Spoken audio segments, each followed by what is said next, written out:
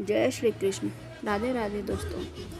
कार्तिक स्नान करने वाले कार्तिक दामोदर भक्तों के लिए कार्तिक की कथा को लेकर हम उपस्थित हुए हैं। जो लोग कार्तिक माह का स्नान कर रहे हैं वह श्रद्धा भाव से इस कहानी को सुने। दोस्तों, ये माह बहुत ही पवित्र माना गया है। इस माह में ही भगवान विष्णु अपने योग निद्रा से जाग जाते हैं और इन तब सभी तरह के मांगलिक कार्य प्रारंभ हो जाते हैं। इसी कार्तिक माह में दीपावली का महापर्व मनाया जाता है। पुराणों में कार्तिक माह की महिमा का वर्णन मिलता है। इस माह में दीपदान, स्नान, विष्णु पूजा और तुलसी पूजा के साथ ही पौराणिक कथा सुनने का भी बहुत ही खास महत्व होता है। तो आओ जानते हैं कार्तिक मास की कथा। दोस्तों, एक नगर में एक ब्राह्मण दंपति रहते थे। ये दोनों प्रतिदिन 7 कोस दूर गंगा और यमुना नदी के किनारे स्नान करने जाते थे। इतनी दूर आने जाने में ब्राह्मण की पत्नी थक जाती थी। एक दिन उसने अपने पति से कहा कि हमारा एक पुत्र होता तो कितना अच्छा होता। पुत्र की बहू आती तो हमें घर वापस आ जाने पर खाना बना हुआ मिलता और बहू घर का काम भी कर देती। अपनी पत्नी की बातें सुनकर ब्राह्मण ने कहा कि तूने बात तो सही कही है, चल मैं तेरे लिए बहू ला देता हूँ। ब्राह्मण ने कहा कि एक पोटली में आटा डालकर कुछ मोहरें रख दे। ब्राह्मण के कहे अनुसार उसने पोटली बांधकर दे दी। पोटली लेकर ब्राह्मण चला गया। ब्राह्मण सफ़र के दौरान यमुना के किनारे बहुत ही सुंदर लड़कियां दिखाई दी। वे रेत में घर बनाकर खेल रही थी। उसमें से एक लड़की ने कहा कि मैं अपना घर नहीं बिगाड़ूंगी, मुझे तो रहने के लिए ये घर चाहिए। लड़की की बातें सुनकर ब्राह्मण का मन ही मन सोचने लगा कि बहू बनाने के लिए यह लड़की उचित है। जब वह लड़की जाने लगी तो ब्राह्मण भी उसके पीछे पीछे उसके घर तक चला गया। वहाँ जाकर ब्राह्मण ने उस लड़की से कहा कि बेटी, कार्तिक माह चल रहा है, इसलिए मैं किसी के घर खाना नहीं खाता। मैं अपने साथ आटा लेकर आया हूँ। तुम अपनी माता से पूछो कि क्या वह मेरे लिए आटा छानकर 4 रोटियाँ बना देगी। यदि वह मेरा आटा छानकर रोटियाँ बनाएगी तो ही मैं रोटी खा लूँगा। लड़की ने जाकर अपनी माँ से सारी बात बताई। माँ ने कहा उचित है, जाकर ब्राह्मण देव से कह दो कि ये अपना आटा दे और मैं रोटियां बना दूंगी। जब वह आटा छानने लगी तो आटे में से सोने की मोहरें निकली। वह सोचने लगी कि जिसके आटे में इतनी मोहरें हैं उसके घर में कितनी मोहरें होंगी। जब ब्राह्मण खाना खाने बैठा तो लड़की की माँ ने उस ब्राह्मण से पूछा, क्या आपका कोई लड़का है और क्या आप उस लड़के की सगाई करने जा रहे हो। यह सुनकर ब्राह्मण ने कहा कि मेरा लड़का तो काशी में पढ़ने गया हुआ है, लेकिन यदि तुम कहो तो मैं खान कटोरे से विवाह करके तुम्हारी बेटी को अपने साथ ले जाऊं। लड़की की माँ ने कहा ठीक है ब्राह्मण देव। इस पर लड़की की माँ ने लड़की की खान कटोरे से शादी करके ब्राह्मण के साथ भेज दिया। ब्राह्मण ने घर आकर कहा कि रामू की माँ, दरवाज़ा खोल कर देख, मैं तेरे लिए बहू लेकर आया हूँ। ब्राह्मण की पत्नी भीतर से ही बोली, हमारे घर तो कोई बेटा बेटी नहीं है, तो बहू कहाँ से आई। दुनिया ताने मारती है, अब आप भी मारने लगे। ब्राह्मण ने कहा कि तू दरवाज़ा खोल तो देख। जब ब्राह्मणी ने देखा जब ब्राह्मणी ने दरवाज़ा खोला तो सामने बहू खड़ी दिखी। उसने बहू का स्वागत किया और आदर सत्कार से अंदर ले आई। अब जब ब्राह्मण अपनी पत्नी के साथ नदी स्नान करने जाता तो पीछे से बहू घर का सारा काम करके खाना बना कर रखती थी। वह उनके कपड़े धोती और रात को हाथ पैर भी धोती थी। इस तरह बहुत दिन बीत गए। ब्राह्मणी ने अपनी बहू से कहा कि बहू, कभी भी चूल्हे की आग मत बुझने देना और मटके का पानी ख़त्म मत होने देना। परंतु एक दिन चूल्हे की आग बुझ गई।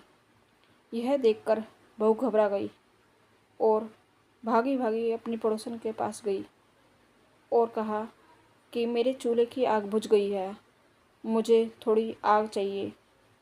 मेरे सास ससुर सुबह से 5 बजे से गए हुए हैं, वे थके हुए आएंगे, इसलिए मुझे उनके लिए खाना बनाना है। यह सुनकर पड़ोसन ने कहा कि तू तो बावली है, तुझे ये दोनों मिलकर पागल बना रहे हैं। इनके कोई पुत्र नहीं है, ये निसंतान है। बहू ने कहा कि नहीं, ऐसा मत बोलो, इनका बेटा तो बनारस काशी में पढ़ने गया हुआ है। इस पर पड़ोसन ने कहा कि ये तुझे झूठ बोल कर लाए हैं, मेरी बात सच मान, इनके कोई बेटा नहीं है। अब बहू पड़ोसन की बातों में आ गई और कहने लगी कि अब आप ही बताओ मैं क्या करूं। पड़ोसन ने कहा कि करना क्या है, जब तुम्हारे सास ससुर आए तो जली हुई रोटियां बनाकर देना और बिना नमक की दाल बनाकर देना। खीर की कड़छी दाल में और दाल की कड़छी खीर में डाल देना। पड़ोसन ने उसे अच्छे से सिखा दिया। फिर जब उसके सास ससुर घर आए तो उसने ना तो उनका आदर सत्कार किया और ना ही उनके कपड़े धोए। जब उसने सास ससुर को खाना दिया तो सास बोली कि बहू, आज ये रोटियां जली हुई कैसे हैं और दाल भी अलोनी है। तब बहू ने पलट कर कहा कि एक दिन ऐसा खाना खा लोगे तो कुछ बिगड़ नहीं जाएगा तुम्हारा। सास ससुर को खरी खोटी सुनाने लगी। यह सुनकर फिर से पड़ोसन के पास गई और बोला कि अब आगे क्या करना है। पड़ोसन ने कहा कि अब तुम सातों कोठों की चाबी मांग लेना। अगले दिन जब भी स्नान करने के लिए जाने लगे तो बहू अड़ गई कि मुझे तो सातों कोठों की चाबी चाहिए। तब सास ससुर ने कहा कि इसे चाबी दे दो। तब सास ने बहू को चाबी दे दी। सास ससुर के जाने के बाद जब बहू ने दरवाजे खोले तो देखा कि किसी में अन्न भरा हुआ है, किसी में धन भरा हुआ है और किसी कोठे में बर्तन भरे हुए हैं। जब उसने सबसे ऊपर का 7वां कोठा खोला तो देखा कि शिव जी, पार्वती माता, गणेश जी, लक्ष्मी माता जी, पीपल पथवारी, कार्तिक के ठाकुर, राई दामोदर, तुलसी जी का बिड़ला, गंगा यमुना और 33 कोटि देवी देवता विराजमान है। वहीं पर एक लड़का चंदन की चौकी पर बैठा माता का जाप कर रहा था। यह देखकर उस लड़के ने से पूछा कि तुम कौन हो। तब लड़का बोला कि मैं तेरा पति हूँ, अभी दरवाज़ा बंद कर दे, जब मेरे माता पिता आएंगे तब दरवाज़ा खोलना। ये सब देखकर बहू बहुत खुश हुई और 16 श्रृंगार कर सुंदर बनकर वस्त्र पहनकर आई, अपने सास ससुर का इंतज़ार करने लगी। उसने अपने सास ससुर के लिए अच्छे अच्छे पकवान बनाए। जब उसके सास ससुर घर पर आए तो उसने उनका आदर सत्कार किया और प्रेम पूर्वक खाना खिलाया और हाथ पैर दबाने लगी। पैर दबाते बहू ने कहा कि माँ, आप कितनी दूर गंगा यमुना स्नान करने के लिए जाती हो तो आप थक जाती हो, इसलिए आप घर पर ही स्नान क्यों नहीं करती हो। यह सुनकर सास कहने लगी कि बेटी, गंगा यमुना घर पर तो नहीं बहती है।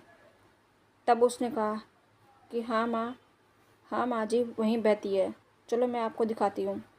जब बहू ने 7वां कोठा खोलकर दिखाया तो उसमें शिव जी, पार्वती जी, गणेश जी, लक्ष्मी जी, पीपल पथवारी, कार्तिक के ठाकुर, राई दामोदर, तुलसी जी का बिड़ला, गंगा यमुना बह रही है और 33 कोटि देवी देवता विराजमान है।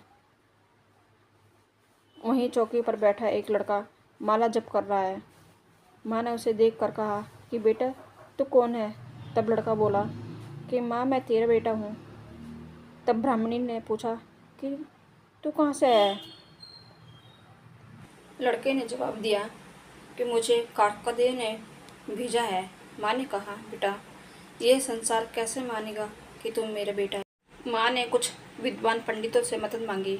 पंडितों ने कहा कि इस पार बहू बेटा खड़े हो जाए और उस पार माँ खड़ी हो जाए। माँ ने चमड़े की अंगियाँ पहनी हो और छाती में से दूध की धार निकलकर बेटे की दाढ़ी मूछ पे भीगे और पवन पानी से गठजोड़ा बांधे, तब मानेंगे कि यह इस माँ का ही बेटा है। उसने ऐसा ही किया। चमड़े की अंगियाँ फट गई और छाती में से दूध की धार निकलकर बेटे की दाढ़ी मूछ पर भीग गई। पवन पानी से बहू बेटे का गठजोड़ बंध गया। ये सब देखकर ब्राह्मण और उसकी पत्नी का खुशी का ठिकाना न रहा। तो ये थी कार्तिक मास की कथा।